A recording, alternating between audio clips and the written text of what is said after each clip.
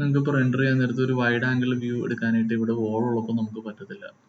ഇത്രയും ഒരു വ്യൂ എടുക്കാനായിട്ട് നമുക്ക് കയറ്റി വെച്ചിട്ട് റെൻഡറിങ് എടുക്കാൻ പറ്റത്തുള്ളൂ.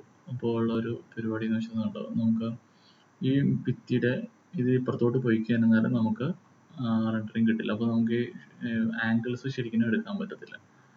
ഓക്കെ, അപ്പോൾ നമ്മളിത് അഡ്ജസ്റ്റ് ചെയ്ത് മാറ്റാൻ നിന്ന് കഴിഞ്ഞാലും നമുക്കത് നടക്കില്ല. അപ്പോൾ നമ്മൾ ചെയ്യേണ്ട ഒരു പരിപാടി എന്ന് വെച്ചാൽ ഇതിൻ്റെ അകത്ത് താഴെയായിട്ട് ക്ലിപ്പിംഗ് എന്നുള്ളൊരു ഓപ്ഷൻ ഉണ്ട്. അത് ക്ലിക്ക് ചെയ്യാൻ നേരത്ത് നമുക്ക് ക്യാമറ അഡ്ജസ്റ്റ് ചെയ്യാൻ പറ്റും. ക്യാമറ അഡ്ജസ്റ്റ് ചെയ്യാന്ന് വെച്ചാൽ ഇത് കണ്ടോ, ഇത് പുറത്തോട്ട് ക്യാമറ ശരിക്കും പുറത്താണ്, പക്ഷേ അതിൻ്റെ ലെൻസ് അകത്താക്കി നമുക്ക് മാറ്റാൻ പറ്റും.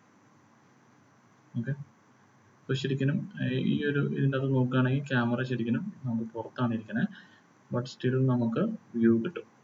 എന്നിട്ട് നമ്മളൊരു റെൻഡർ കൊടുത്തു കഴിഞ്ഞാൽ നമുക്ക് ഇത്ര ഒരു വൈഡ് ആംഗിളിൽ ക്ലിപ്പിംഗ് ആവശ്യത്തിന് വന്ന് റെൻഡർ കൊടുത്തു കഴിഞ്ഞാൽ അത് റെൻഡർ ആയിക്കോളും.